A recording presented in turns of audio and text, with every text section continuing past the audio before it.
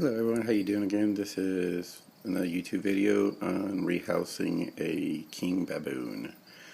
Pretty popular teas in the hobby. Everybody likes them because of just their color, size, the way they look. And they're just really cool. This is a container it's been in, which is just a standard critter keeper.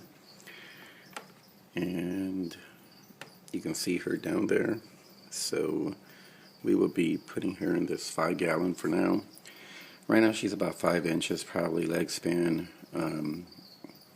and there's enough substrate in there. There's about 5 inches of substrate, and they tend to burrow a lot, and so they end up pulling a lot of the substrate out and repositioning it on top.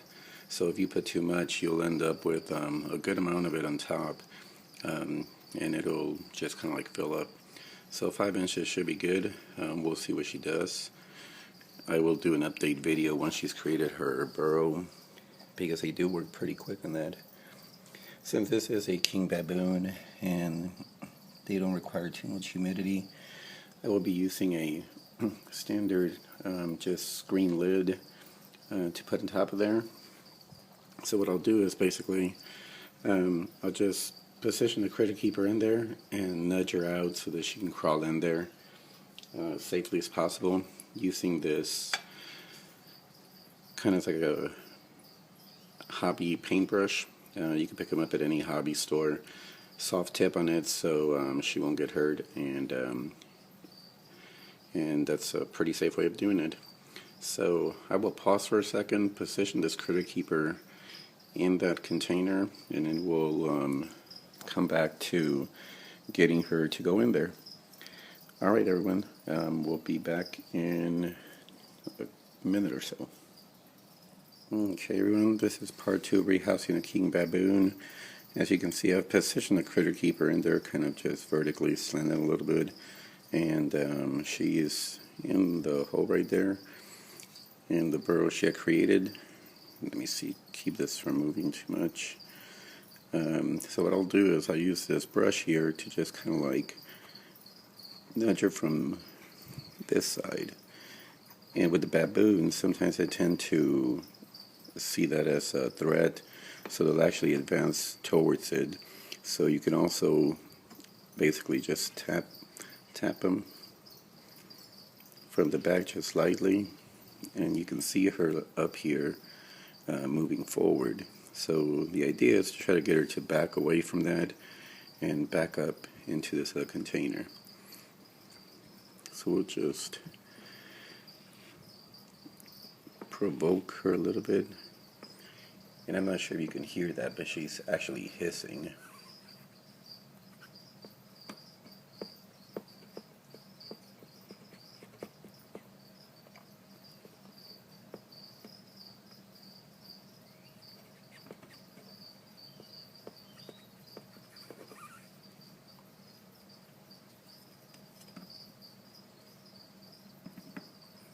Trying to get her out here.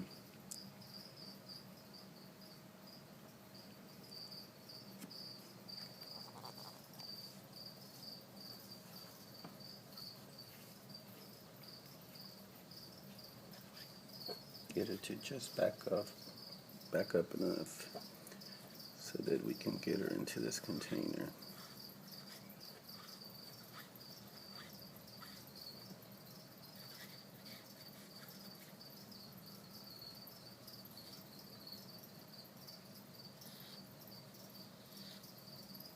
Not sure if this is picking it up, but you could hear her hissing.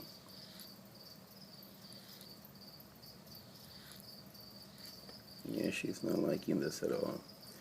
A lot of times they'll actually just bite onto the sponge, and they could just like lead the way out. See, she's back up here now. Okay, she's being difficult. She's definitely not wanting to come out of that burrow. Okay, so what I'm going to do now is I am going to remove some of this substrate from the top over here and see if I could just get rid of some of the burrow first, and then once she's more exposed, she might feel a little bit more inclined to come out. Alright, yeah, let me do that, and I will be back here to do part 3 of trying to rehouse this very uncooperative King Baboon. Thanks, everyone. Okay, everyone, this is part 3. Before I actually transfer her over, I just kind of wanted to show what I'm doing right now, just in case anybody had questions after they saw the burrow gone and the substrate gone. What I'm doing is, the thing about the baboons is they tend to web up the substrate pretty good to create their burrows so it doesn't collapse on them. So the first parts were pretty easy because I just used these to basically grab chunks of the substrate, pulling it away from her. If it falls on the floor, that's okay, I can pick it up. But I'm trying to create as less of a stressful environment as I possibly can for her. It's already bad enough that I had to destroy her burrow, and she's not very happy about that. So, as with all my teas, I try to keep the transfers as easy as possible without stressing them. But she just wasn't cooperating, and she'll really enjoy the larger enclosure once she's in there. So now you can actually see her. Let me put some light on here, see if it's better. But pretty big tea. I say her, but I've never actually sexed her or him, just because when it molds, usually it was always burrowed, and it would just demolish the mold and bury it in the burrow. So never had a good mold. Hopefully with this bigger container, what they do a lot of times is that once they mold, they'll actually carry it up to the top and just deposit it up on the top. So I might get a good one this time. Okay, so that's basically the idea.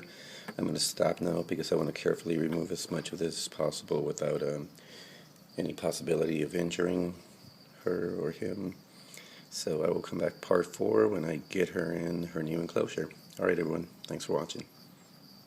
Alright, rehousing King Baboon, take 4. This is now with a lot of the substrate gone, enough to get her in here. What I did also was I just kind of like build up the substrate over here in this container so that there's more of an incline, so that she can crawl right in there. Sometimes if the container's too high, they tend to feel whenever they're getting out of there, and they tend to double back into the original container, just because I would suppose it feels like a fall to them. They're pretty smart creatures, and basically if they sense that there's something wrong, they don't go into it. So there she is. We'll see how easy or hard it is to get her out here. I'll try to nudge her a little bit. As you can see, she's really upset about all this, which I really don't like doing to them, just because, as you can see, she bit that, or attacked it rather. Yeah, this is a feisty one. She is definitely not happy about this at all, and she's always been this way. If there's any movement, she's always been ready to attack. So we'll just stop provoking her for a second here, but at least we're getting a good shot of this.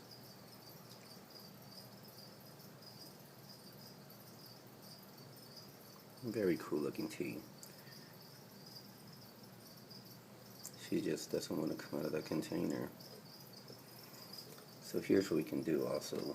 Let's try to angle this down a little bit.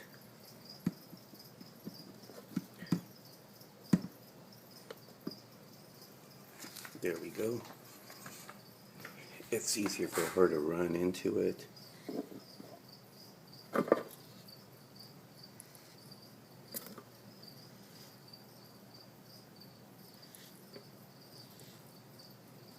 Maybe I can lead her out here.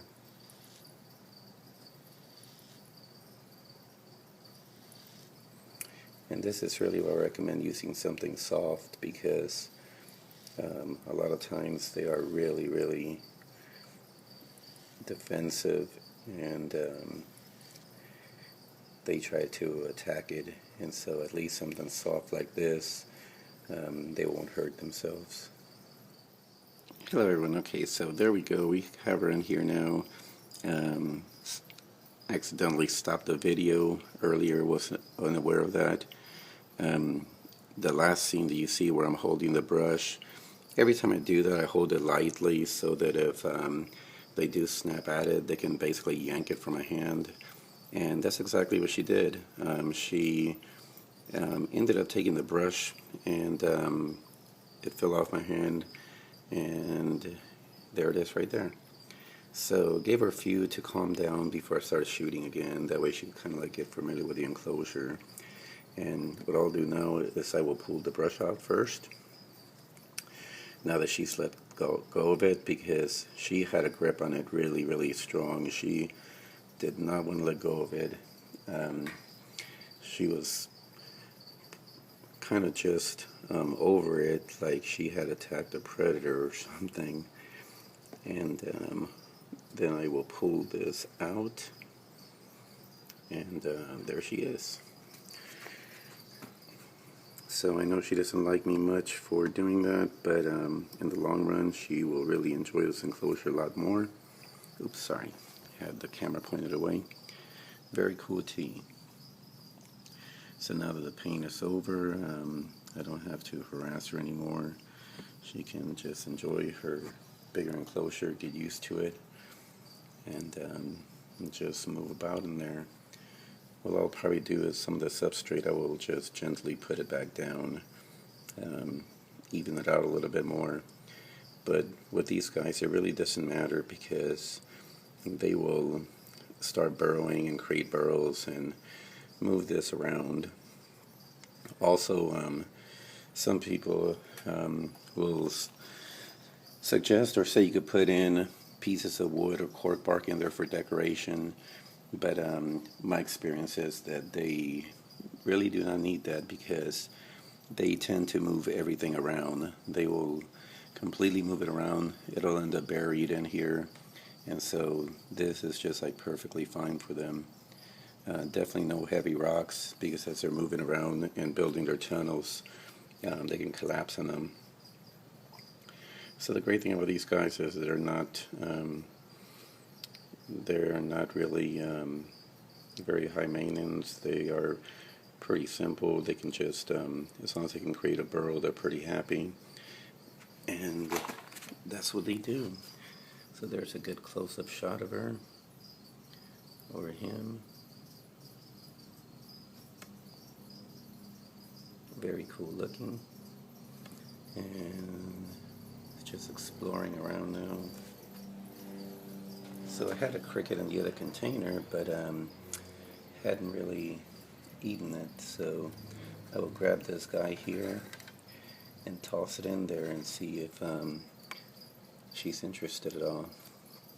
Didn't mean to throw it right at her, but it'll be there in case she wants it, or he, and I'll probably be able to determine after the next molt. Very cool tea. You don't see them much out of their burrows. They're basically pretty covered up, so I guess that's why I'm shooting so much of this video, because it's just really neat to see it out of its burrow. They are really cool. And as I said, you know, it's I don't really like to consider them aggressive. As you can see, it's just walking around now, exploring the surroundings, but they just don't like to be messed with, which is more defensive to me.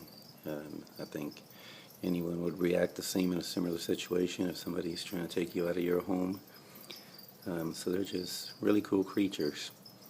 So it'll be really neat to see what it does with this enclosure, and I would definitely be following up with another video once it has its tunnels all built and has burrowed into the substrate. Alright everyone, well I hope that y'all enjoy this, and definitely very cool. Good to share this rare moment when I see this spider with y'all. And thanks for watching.